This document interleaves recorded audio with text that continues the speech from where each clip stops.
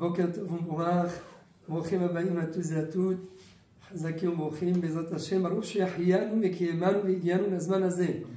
On renouvelle le minyan le matin à Sha'ar Tzion, ici à Neve Tzedek. Alors très rapidement, on en a déjà parlé pendant Shabbat, mais au moins comme ça on résume, pour faire participer tous nos auditeurs également, comment procéder ce Shabbat durant le Shabbat qui est en fait la veille de Pessah. Et la problématique, eh bien, c'est que d'un côté, il y a une obligation, comme tous les Shabbatot de l'année, de consommer un repas avec Hamotzi. D'un autre côté, les Chachamim ont interdit strictement de consommer de la matzah la veille de Pessah.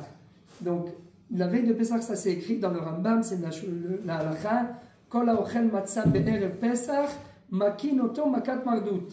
Tout celui qui est chas v'shalom consomme de la matzah la veille de Pessah, eh bien, on lui donne les coups parce qu'il a transgressé, parce qu'il doit en fait, en réalité, consommer la matzah le soir de Pessah, l'été avon. C'est-à-dire qu'il doit la consommer avec entrain pour accomplir la mitzvah telle que c'est écrit dans la Torah, Ba'erev tochlu matzot. Donc la veille, il est strictement interdit de consommer de la matzah. Mais d'un autre côté, il faut consommer un repas avec motzi. Donc comment faire? On est en fait entre l'enclume et le marteau. Et donc c'est pour cela qu'il y a plusieurs solutions. Mais en réalité, la meilleure solution, c'est celle qu'on va dire maintenant. On traitera après des autres cas de figure qui ont été proposés par les différents décisionnaires.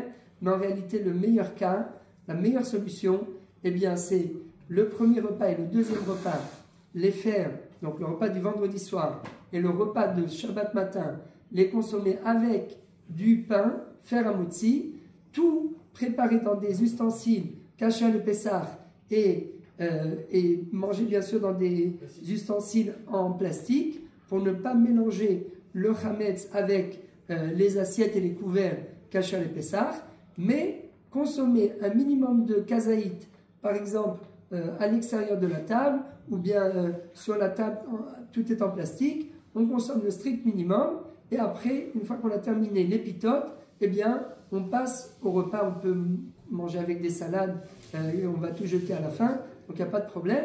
Et après, on passe au repas de kasher le Pessah. Maintenant, le vendredi soir, il n'y a aucun problème. Shabbat matin, eh bien, il faut respecter l'horaire parce qu'à partir de 10h du matin, il est strictement interdit de continuer à consommer du chametz. Donc c'est pour cela que dans beaucoup de communautés, on avance l'horaire de la tfila pour terminer à 9h30 et on a encore une demi-heure, 40 minutes pour consommer le strict minimum de pain, un kazaït, 27 grammes de pain, et après on peut faire birkat Amazon, on peut continuer à manger son repas kasher le Pessah, il n'y a aucun problème. Pour la Seuda Shlishit, alors là, eh bien, la meilleure solution, c'est de préparer vendredi des knei dalar. Je sais, beaucoup d'entre nous ont l'impression que ça n'a pas de goût, mais heureusement qu'on a nos Ashkenaz, Baruch Hashem, dans le peuple d'Israël. Les knei dalar, c'est fait à base de farine de matzah. Ce n'est pas de la farine normale.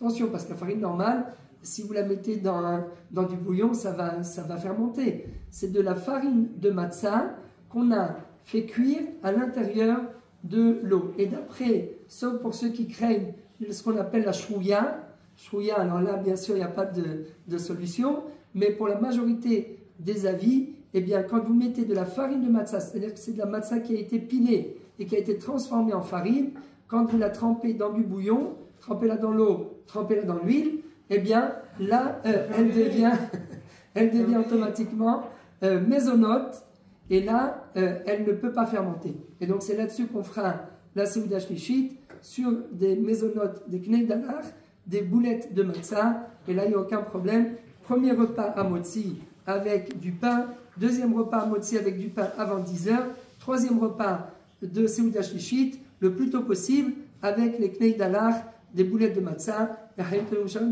qu'on puisse arriver à cette fête de Pessah, le soir du Seder, en bonne santé, et qu'on puisse accomplir la volonté d'Akadosh Baruch Hu,